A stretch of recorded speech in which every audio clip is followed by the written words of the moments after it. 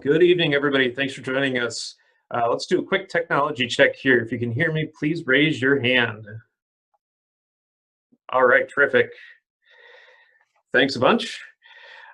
Thanks for joining us tonight. My name is Joe Sweeney. I'm Associate Director of Admissions for the MBA program.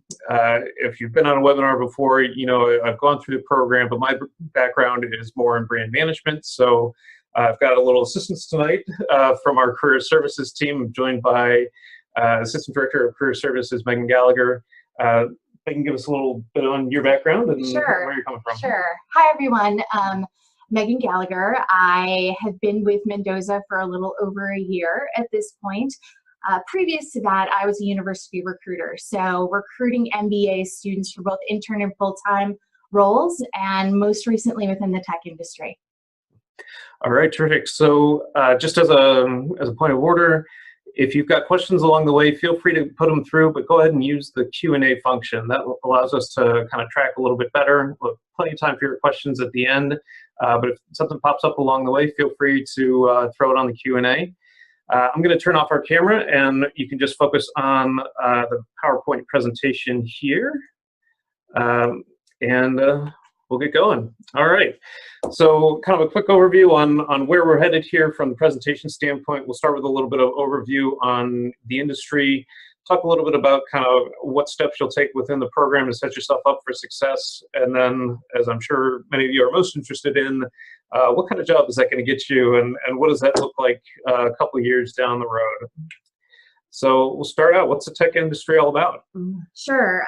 So when you think about the tech industry, it has so many different definitions depending on who I ask.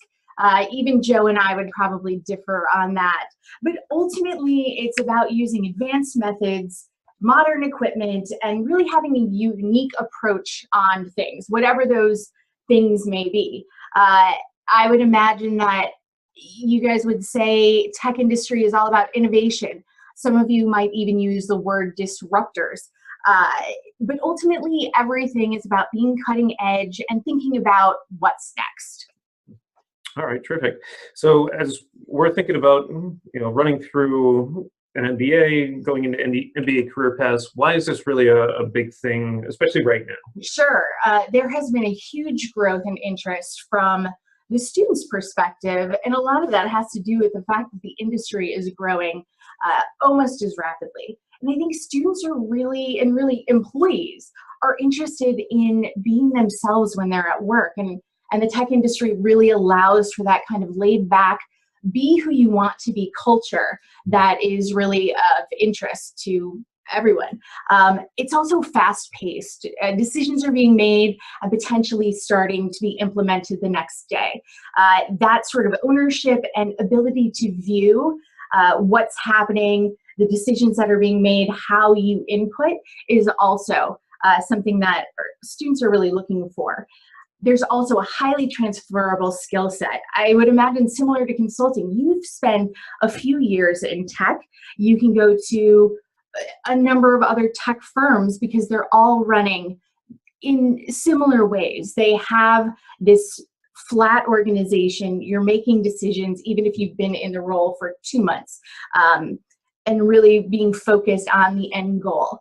Also, you have that potential to be involved in really big change. That's why a lot of folks are drawn to startups as well as more of the established tech industry, because you never know what might happen. Overall, the roles that exist out there, they're about 20%. The tech industry is about 20% of all MBA roles.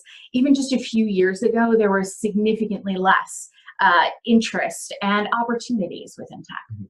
Yeah, I can speak to that a little bit too. So when I went through my MBA, I graduated class of 2012. I did my internship with Amazon, and at the time they were growing pretty quickly, but the number of MBA hires that they made in that year pales in great comparison to where we are today from that standpoint. So even just in a very short amount of time, the availability of opportunity within the MBA space to move into this field has changed pretty rapidly. Mhm. So as we're thinking about that, let's talk a little bit about kind of where our opportunities really come from within the tech space. Who's hiring? Who's out there? What kind of roles are folks going into? Sure. And some of that increase and growth in terms of percentage of roles has to do with the fact that within technology, you can be in a number of different functions and still have the opportunity. As you see, the majority are within marketing and sales and then general management. And if I were to ask all of you about your top tech companies, you'd probably think about the ones on the right. And those are the core companies that hire within technology. But we get a lot of questions around, do you need to have a technical background in order to work in tech? And no, you don't. Obviously with finance and IT, well, IT being, but you don't have to know tech to do finance. It's still going to be that core function. But outside of that, aside from the larger companies, you also have the flexibility of being in more very vertical specific. So you might have fintech or health tech, also productivity and clean energy are some of the areas that are absolutely growing in terms of interest, but also opportunities as it relates to MBA roles. All right. So I like this next example a lot because I think this kind of captures a lot of what we talk about when we're thinking about tech. You know, tech is a little bit different in terms of a lot of times people get attracted because they're in love with the product for some reason, but there's a lot of different things that they can do with it. So this is kind of a nice example of one that hopefully everyone's familiar with and some of the opportunities that may come down the pipe with a product like Xbox. Sure. So for those of you who aren't familiar, Xbox is a gaming console produced by Microsoft. And one of the things that I wanted to emphasize here is with the majority of the roles in tech being within marketing, folks might say, what's the difference between that and like typical brand or CPG type marketing? And really that has to do with a few main things. One, typically as a product manager within tech, you're not going to own a P&L. And a lot of that has to do with the fact that you'll have these verticals that sit within the product itself and only work and support that product. So ultimately the leaders on that Xbox group, they would manage the P&L. Really within the organizations, especially within marketing, you would focus solely on the product features and things related to that. So experts almost doing expert work, if you will. Mm-hmm. Absolutely. All right. So kind of looking at how to set yourself up for success in the space here, I think one of the things that's interesting with tech is, again, there's a lot of different roles that are here, but I think a lot of the same characteristics go into making you successful in this space from this standpoint. And, you know, we've kind of called out a couple here.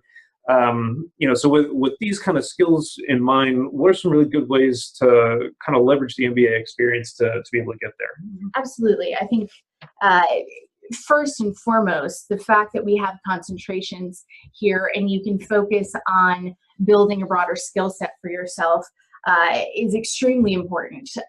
Within tech, you can use, as mentioned before, finance, marketing, business analytics is a huge need within the broader tech world as well.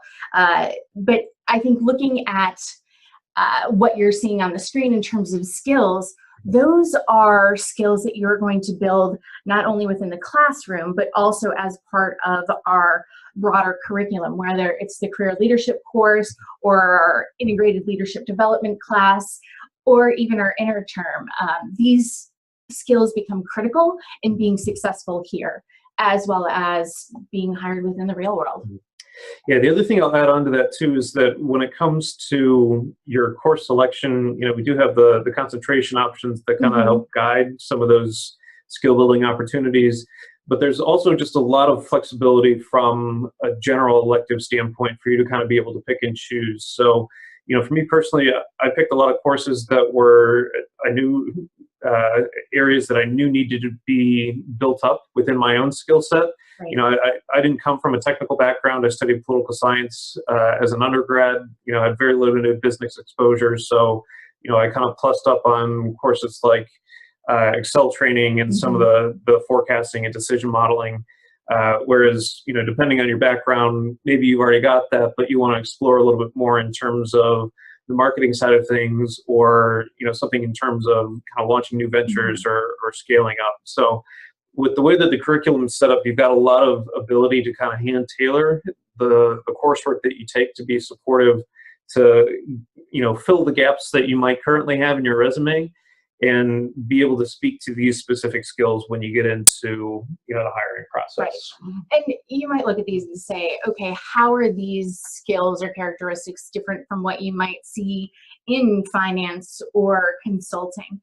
And the reality is they're not. It's the way that they're utilized within tech might be different. I know that innovation as well as relationship management tend to be those that companies will really focus on, because it is a highly matrixed organization and you might own all of a product within your vertical. So you need to be innovative and you need to build relationships cross-functionally in order to get anything done.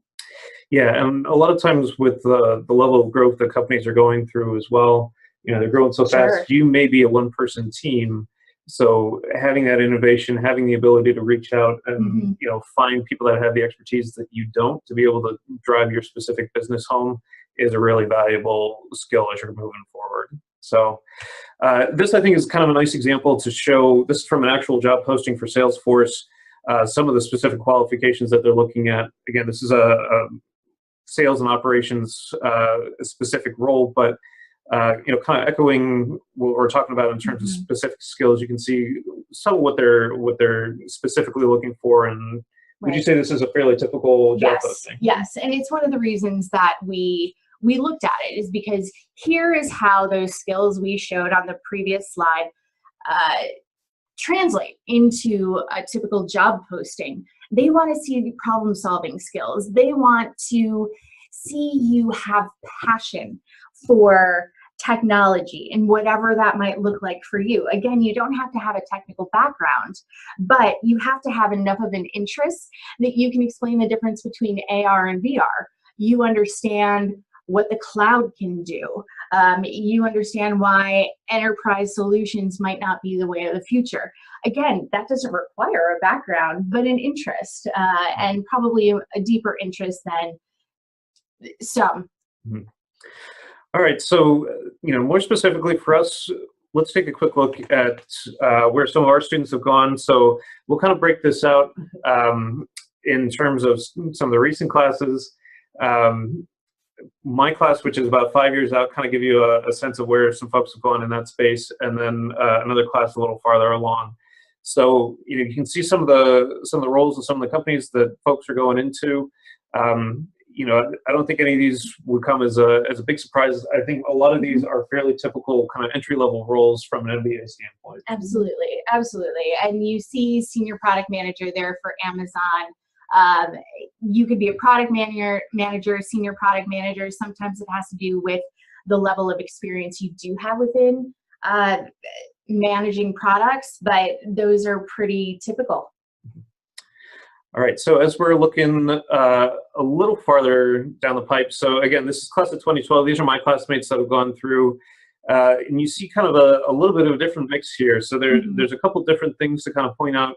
A number of these folks actually started with different companies, so it's not unusual to change, both your company and your function a little bit. So a lot of times as you're getting 4, 5, 6 years down the pipe, you've got additional opportunities based on the experience that you've had and the connections that you've made kind of along the way. So there's a little bit more that's kind of outside the box here than maybe you would expect.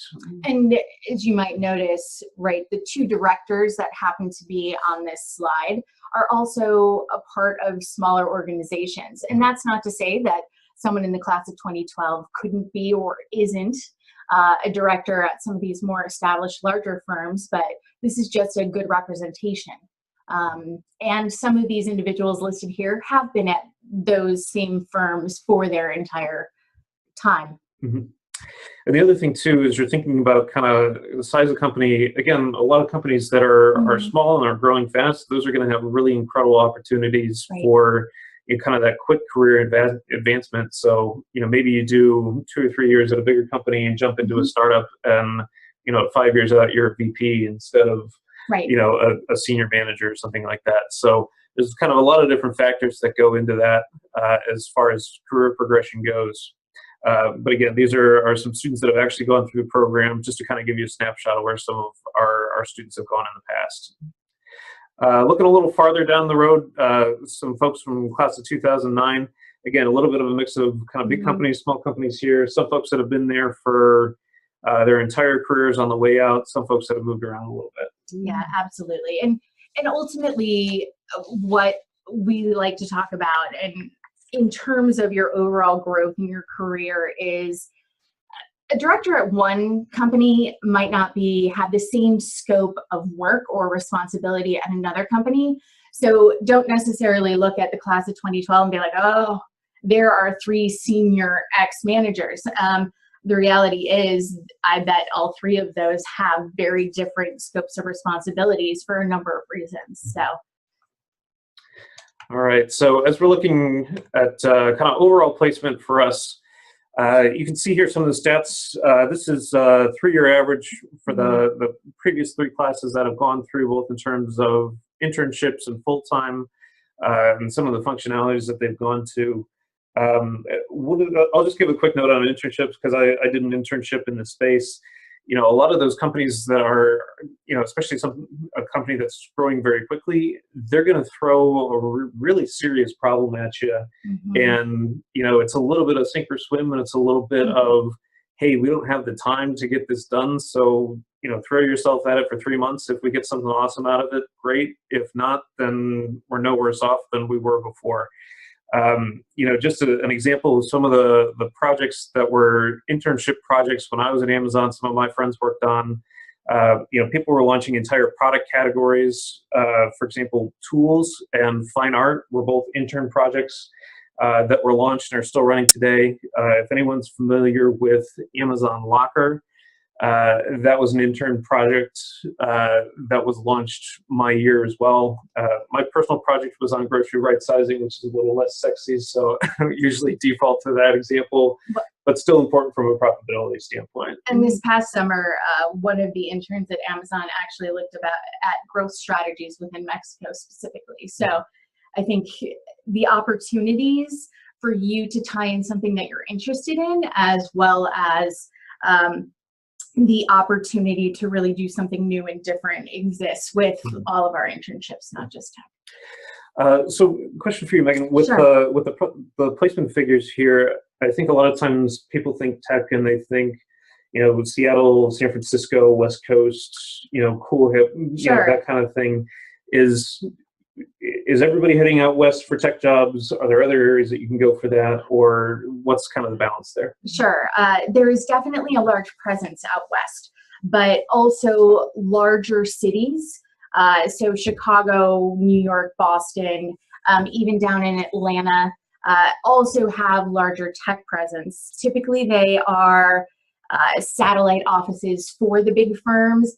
I think it also depends on how you define technology, right? AT&T is considered a large tech firm, and they are based out of Texas, right? So there's going to be a lot of opportunity down there too. Some of the tech firms, IBM, SAP, AT&T, they also have rotational programs or leadership development programs, which allows for movement not only within the roles that you have, but also locationally. That was a nice segue I provided myself. So what you'll see up here are some of the top hiring tech companies, both overall, but more importantly here at Mendoza, whether it be intern or full-time. We do have a presence at all of these organizations.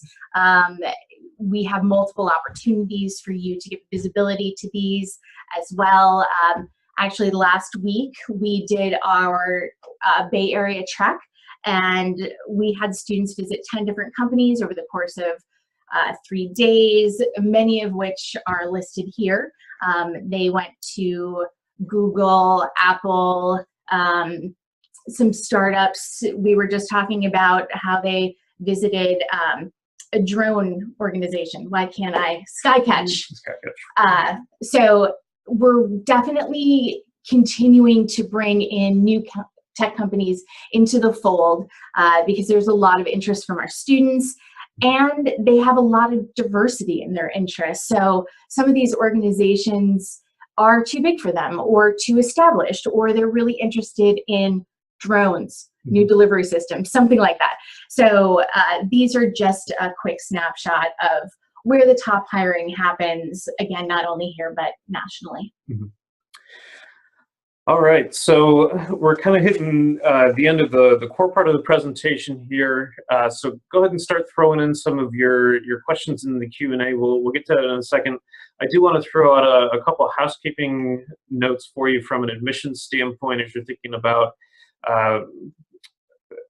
applications as they're coming through. So obviously we're past round one from a deadline standpoint, but for anybody that has an application in the process right now, you'll have a decision back by December 15th. So we're working hard on those.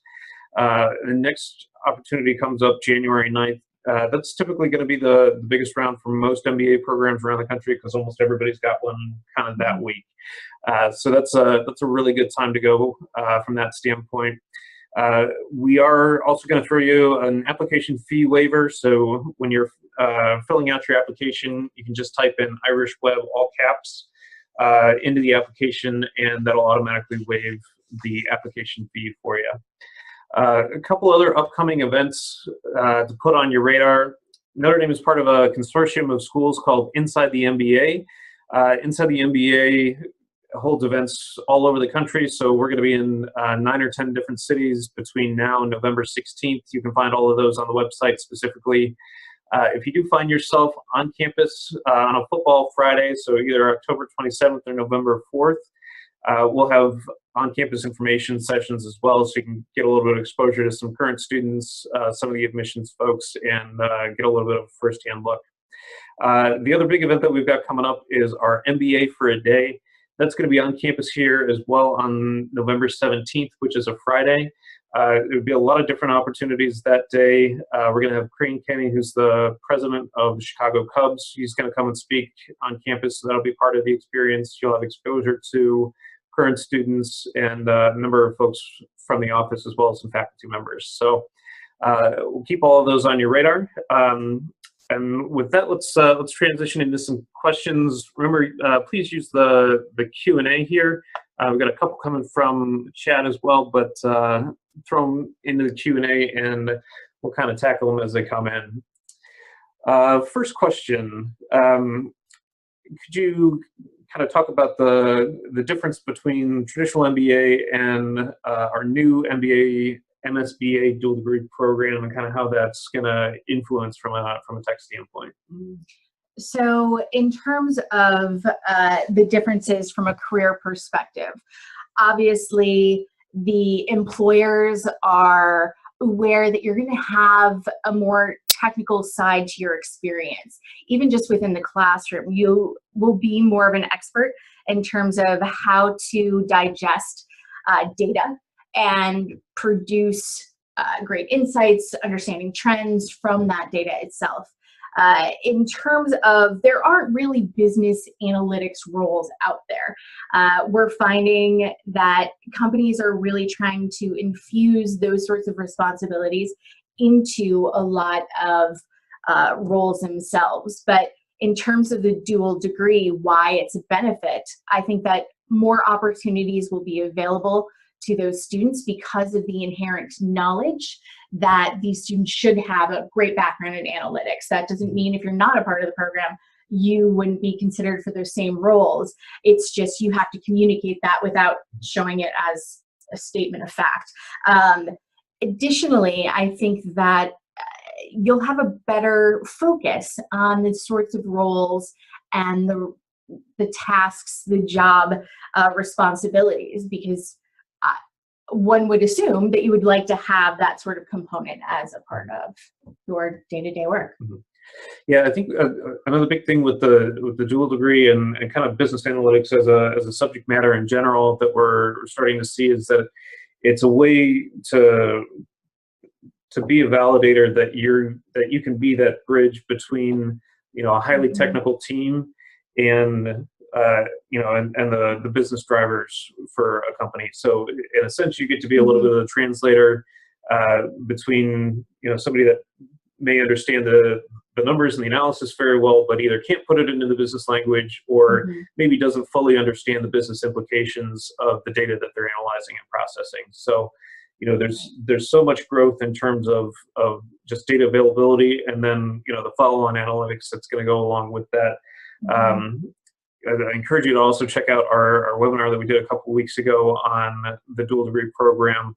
We've got a couple of interesting stats in there about kind of some of the job potentials that are out there in the analytics space in the next couple of years. You can find that on the website as well, and we'll have a recording of this up on the website later on as well. So one of the things I briefly mentioned and just want to highlight again is our career leadership course that we have over the first quarter that you are a student with us. And really, we help you become introspective on your strengths, your interests, and how that kind of fits within the broader MBA landscape. There are definitely roles that MBAs will traditionally take, but there are those other opportunities that might exist for someone with unique backgrounds or a fervent interest in. But it really is driven by you and your goals, but we are there to support throughout the class and beyond. That's one of the things that we really appreciate about the way that our organization is aligned. It allows for tailored one-on-one coaching, but still the opportunity to learn in groups as well as with your classmates. And this leadership class has made dramatic, not improvements, but it has resonated with the recruiters that have come on campus and others that have seen us at conferences. For a very real-time example, we had the MBA Vets Conference last Friday and Saturday in Chicago, and the Chevron recruiter commented to our staff that they were surprised happily at how prepared, well-mannered, and engaging our students were. And I think that the more that we are able to get out there, more companies will see us that way. We received similar feedback from our National Black Conference, even farther in the past, but I thought that's a great thing. Terrific. So that kind of opens up another question that I've got for you is, with these type of conferences, whether it's the National Black MBA, Prospanica Conference, MBA Vets, the Forte Conference, something like that. Sure. Where are tech companies going to be? Do I need to go to one of those conferences? Are they going to come recruit here on campus? Do I need to go specifically to engage them in another direction? Sure. The answer is yes. We do have a number of tech companies that engage us here on campus, whether it be they hold on-campus in-person interviews specifically for our students. Some will do virtual interviews, but specifically for our students. But for some of the smaller companies or companies where we don't have a robust alumni base, we encourage our students to network. And through this career leadership class, we show them best practices to do that. Alums will also come in and talk about the best way that they feel students can engage. But these conferences offer up a number of tech firms all in one spot. So for a lot of individuals, it makes sense to attend these conferences, just even from an education perspective, let alone from a hiring. Yeah, it's always good practice. Any opportunity you have to network is always, I feel, always good practice. Another question for any of our international friends on the webinar today. talk a little bit about the ability to gain sponsorship or just the general attractiveness of international students within this space? Sure. I think that a number of international students see easily the translation of their background into tech, and tech companies also recognize that. And it's not into necessarily traditional IT sorts of roles, but a number of international students have gone on to be program or product managers, even within finance, within these tech organizations. So for the most part, tech companies are very welcoming of international candidates. There's always the question of sponsorship and that visa situation, but that is something that they tackle candidate by candidate. It is not something that they determine en masse. I would say that sometimes a company will not sponsor all opportunities, but might sponsor certain positions within the organization. So that's something to do a little due diligence around as you're looking at organizations. But there are also resources within the Career Center that can help you with that. All right, terrific. All right. I'm going to throw it out for any other questions that are lingering out there. Go ahead and throw them into Q&A right now, and we'll get them knocked out. Otherwise, we'll go ahead and get wrapped up here. The only last thing I will say, since we've talked about international students, there's also an increase of women within the technical industry.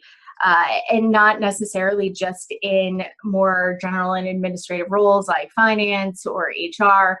We're seeing some heavy duty folks or heavy duty roles like top product managers, sales and operations for women as well.